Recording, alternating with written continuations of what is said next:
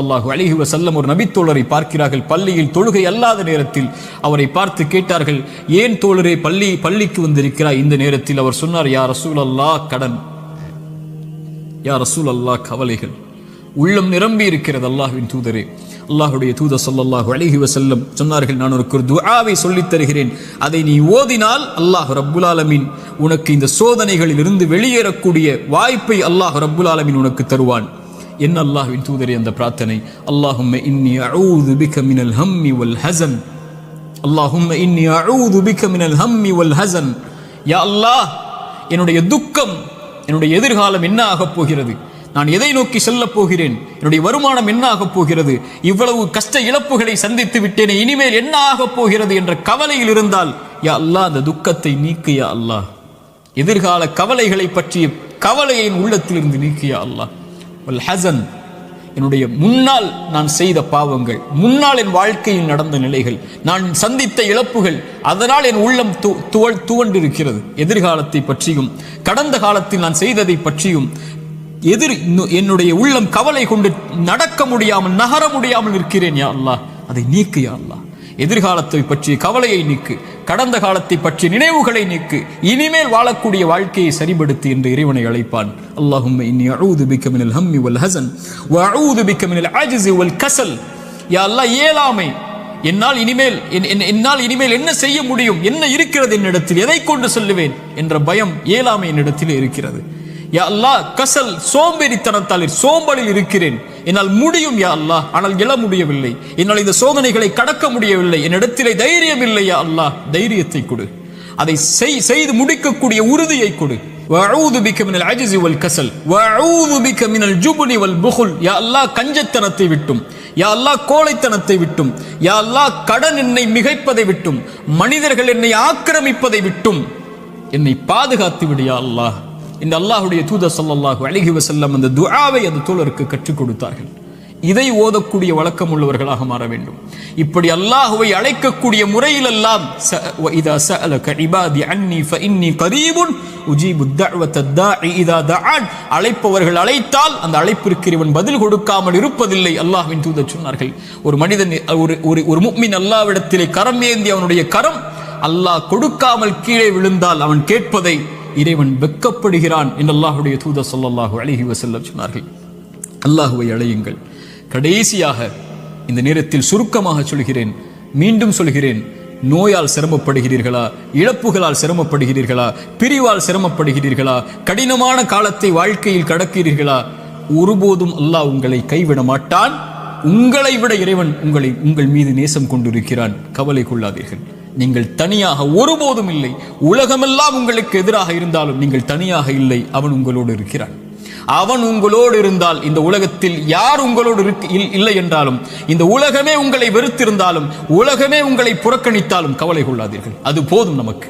இறைவன் உங்களோடு இருந்தால் அது போதும். உலகமெல்லாம் உங்களோடு இருந்து இறைவன் உங்களோடு இல்லை என்றால் அதை விட நஷ்டம் இல்லை. உலகத்தில் எவரும் இல்லாமல் இறைவன் உங்களோடு இருந்தால் அதை விட இன்பம் இல்லை. நபிமார்கள் உலகம் புறக்கணித்தது நபி நூஹை, ஆனால் நூஹோடு அல்லாஹ் இருந்தான். நபி தாவூதை உலகம் புறக்கணித்தது, அல்லாஹ் அவர்களோடு இருந்தான்.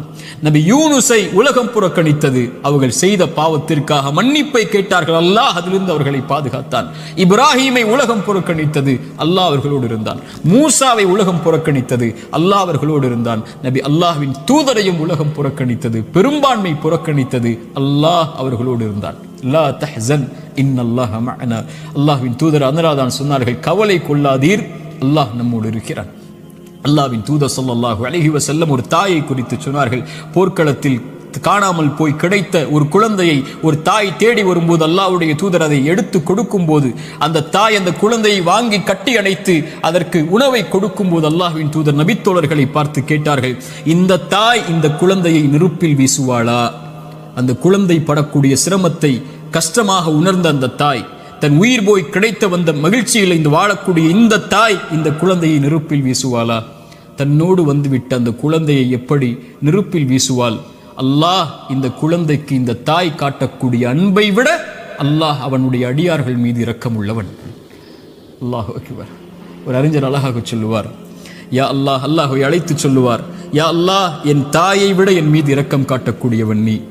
என் தாய் நான் சிரமப்படுவதை, என் தாய் நான் நோயில் வாடுவதை, என் தாய் நான் கடனில் இருப்பதை, கடனால் கஷ்டப்படுவதை, என் தாய் என் செல்வ இழப்புகளில் கஷ்டப்படுவதை, என் தாய் என்னுடைய இழப்புகளில், பிரிவில், நோயில், சிரமங்களில், சோதனையில் கஷ்டப்படுவதை விரும்ப மாட்டாள். என் தாயை விட என் மீது இரக்கம் உள்ள நீயும் விரும்ப மாட்டாய் யா அல்லாஹ், அதை எனக்கு இரக்கம் காட்டு, இந்த சோதனையை நீக்கென்று அல்லாஹ்வை அழைப்பார்கள் அறிஞர்கள் இந்த ஹதீஸை கொண்டு. அல்லாஹு அக்பர். அல்லாஹ் உங்களை ஒருபோதும் கைவிட மாட்டான். அல்லாஹ் உங்களை ஒருபோதும் பிரிந்து விட மாட்டான். அல்லாஹுவின் பக்கம் வந்து விட்டால் அல்லாஹ் உங்களை ஒருபோதும் வேதனை அடைவதை, உங்கள் கண்கள் கண்ணீர் வடிப்பதை, உங்கள் உள்ளம் நெருக்கமாகுவதை, உங்கள் உள்ளம் உடைக்கப்படுவதை இறைவன் ஒருபோதும் பார்த்து கொண்டிருக்க மாட்டான். ஆனால் கடைசியாக சோதனைகள் இறைவனின் புறத்திலிருந்து வருகிறது. ஆம், ஆனால் ஒருவருக்கு சோதனை நன்மையாக வரும், ஒருவருக்கு சோதனை தண்டனையாக வரும். நபிமார்களுக்கு சோதனை வந்தது என்று சொன்னேன். எல்லா நபிமார்களுக்கும் சோதனை வந்தது. அந்த சோதனைகள் அவர்களை தூய்மைப்படுத்துவதற்காக, அவர்களை சுத்தப்படுத்துவதற்காக, அவர்களுடைய அந்தஸ்தை அல்லாஹ்விடத்திலே உயர்த்துவதற்காக, ஈமானில் அவர்களை உறுதிப்படுத்துவதற்காக, எல்லாவற்றையும் கொண்டும், உலகத்தை கொண்டும், மார்க்கத்தை கொண்டும், தீனை கொண்டும் அல்லாஹ் சோதித்துக் கொண்டே இருந்தால் அவனின் பக்கம் அவர்களை நெருக்கமாக்கி, அவனின் பக்கம் அவர்களை நெருக்கமாக்கி கொண்டு வருவதற்காக. அது நிஅமா, அது அருள். அந்த சோதனை அருள்.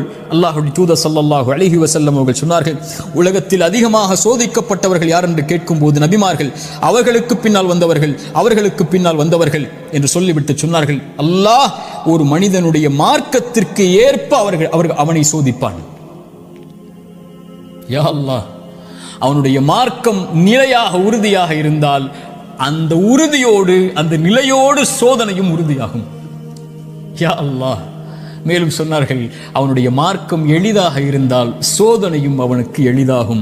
ஆனால் இறைவன் நாடக்கூடிய அடியார்களை இறைவன் சோதனைகளை கொண்டு, சிரமங்களை கொண்டு நெருக்கமாக்கி கொண்டே இருப்பான், இந்த பூமியில் அவன் பாவம் இல்லாதவனாக நடக்கும் வரை. யா அல்லாஹ், இந்த ஹதீஸை எப்படி விவரிப்பது இந்த சிறிய நேரத்தில்? இன்ஷா அல்லாஹ் வாய்ப்புகள் வரும்போது இந்த ஹதீஸை விவரிக்கிறேன். அல்லாஹ் சோதனைகளை கொண்டு ஒரு மனிதனை பக்குவப்படுத்துவான், நிலைப்படுத்துவான், முன்னேற்றுவான். அவனுக்கு அடுத்த கட்டத்தை நோக்கி அவனுடைய வாழ்வை நகர்த்துவான். அவன் அதன் மீது நம்பிக்கை கொண்டிருப்பான். நலவு வந்தால் அல்ஹம்துலில்லாஹ், சோதனை வந்தாலும் அல்ஹம்துலில்லாஹ், அல்லாஹ்வை புகழ்வான், அல்லாஹ்விடத்திலே உதவி தேடுவான்.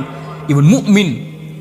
ஆனால் பாவி, இறைவன் சோதனையை கொடுத்தால் அல்லாஹ்வை விட்டு விலகுவான், சோதனையை கொடுத்தால் பாவங்களை நோக்கி செல்லுவான், சோதனையை கொடுத்தால் இறைவனை மறந்து விடுவான். அது நலவின் சோதனையாக இருந்தாலும் பாவத்தின் சோதனையாக இருந்தாலும். இந்த குர்ஆனின் எச்சரிக்கை மிக்க இந்த வசனத்தை கேளுங்கள். ஃபலம்மா நஸூ மா துக்கிரு பிஹி, எம் நினைவை விட்டு நீங்கள் மறந்து வாழும் போது, ஃபதஹ்னா அலைஹிம் அபுவாப குல்லி ஷை, வானத்தின் கதவுகள் எல்லாம் திறக்கப்படும், என்ன வேண்டுமோ கிடைக்கும்.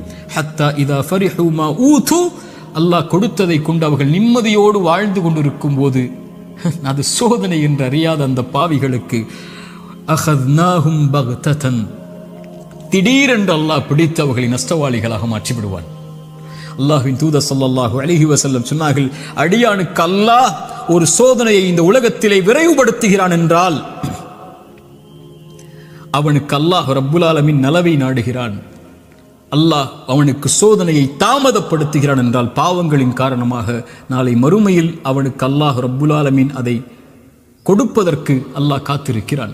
தீயதாக நல்லவருக்கு சோதனையை உலகத்திலேயே கொடுத்து அல்லாஹ் அவனை நெருக்கமாக்கி விடுவான். பாவியை விடுவான் அல்லது பிடிப்பான். பிடித்தாலும் விட்டாலும் அவன் அழிவது நிச்சயம். அல்லாஹ் ரப்புல் ஆலமீன் அப்படிப்பட்ட பாவங்களை விட்டு அல்லாஹ் எம்மை பாதுகாப்பானாக. நல்லவர்களுக்கு சோதனை அருள். அவர்கள் அனுபவிக்கக்கூடிய ஒவ்வொரு கண்ணீர் துளிக்கும், ஒவ்வொரு சிரமத்திற்கும், ஒவ்வொரு கவலைக்கும், ஒவ்வொரு துக்கத்திற்கும், ஒவ்வொரு அழைப்பிற்கும், அவர் காலில் ஒரு முள் தைத்தால் கூட அவர் படக்கூடிய இன்னலுக்கும் அல்லாஹ் பாவங்களை அழித்து கொண்டே இருப்பான். ரசூலுல்லாஹ் சொன்னார்கள் ஸல்லல்லாஹு அலைஹி வஸல்லம். ஆனால் பாவி படக்கூடிய ஒவ்வொரு சோதனையும் அவன் மீண்டு அல்லாஹ்விடத்திலே செய்த பாவங்கள் எதுவாயினும், அவன் கடந்த காலம் எதுவாயினும், எவ்வளவு கொடிய பாவங்களை வைத்திருந்தாலும் அவன் பாவத்திலிருந்து விலகாமல் சோதிக்கப்படும் போது நன்மையை நோக்கி செல்லாமல் இருந்தால் அவனுக்கு இந்த உலக வாழ்வும் மறுமையும் அழிவுதான். சோதிக்கப்பட்டால் உள்ளத்திடம் கேளுங்கள், நன்மையில் இருக்கிறாயா, பாவத்தில் இருக்கிறாயா? நன்மையில் இருந்தால் இது உனக்கு அருளின் சோதனை, முன்னேறு, வெளிச்சம் உனக்கு முன்னால் இருக்கிறது, நடந்து சென்று கொண்டே இரு. இந்த இருள் நீங்கிவிடும். இருளுக்கு பிறகு பகல், துன்பத்திற்கு பிறகு இன்பம், நோய்க்கு பிறகு சுகம். இப்படி உலகம் மாறி மாறி உனக்கு கொடுக்கும். ஓடிவிடு நன்மையை தேடி. வெளிச்சம் உன் வாழ்க்கையில் விரைவில் வரும் மிகப்பெரிய வெளிச்சமாக. நீ ஒரு மாதம் சிரமப்படுவாய், ஆனால் நீ கடக்க வேண்டிய இந்த மாதத்தை அல்லாஹ்வின் நம்பிக்கையில் நன்மையில் கடந்து விட்டால் நீ வருடம் முழுக்க நிம்மதியோடு இருப்பாய். 3 நாள் 4 நாட்கள் நோயில் சிரமப்பட்டால் கவலை கொள்ளாதே. அந்த நோயை அல்லாஹ்வின் நன்மைகளை எதிர்பார்த்து காரணிகளை எடுத்துக்கொண்டு களி. அல்லாஹ் உனக்கு அதற்கு பிறகு மிகப்பெரிய சுகத்தை வைத்திருக்கிறான். ஆனால் பாவத்தில் இவை அனைத்தையும் நீங்கள் சந்தித்தால், பாவம் உங்களிடத்திலே இருந்தால், யா அஹி யா உக்தி, என் தோழரே, என் சகோதரியே, அல்லாஹ்விற்காக அதை விடுங்கள். அல்லாஹ் உங்களை அரவணைக்க காத்து கொண்டிருக்கிறான். அவனை நோக்கி வந்து விடுங்கள். உங்கள் வாழ்வின் கவலைகள், பிரச்சனைகள், துன்பங்கள் இவை அனைத்தையும் இறைவன் நீக்கி விடுவான். அல்லாஹ் அப்படிப்பட்ட வாழ்வை எமக்கு தரட்டும். அல்லாஹ் இந்த அறிவுரை எனக்கும் உங்களுக்கும் அறிவுரையாக்கட்டும். இதன் மூலமாக என்னுடைய வாழ்வை இறைவன் செழிப்பாக்கட்டும்.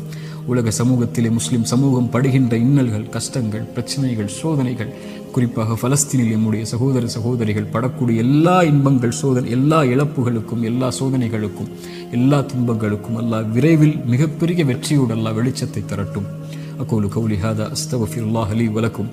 அஸ்ஸலாமு அலைக்கும் வரஹ்மத்துல்லாஹி வபரகாத்துஹு.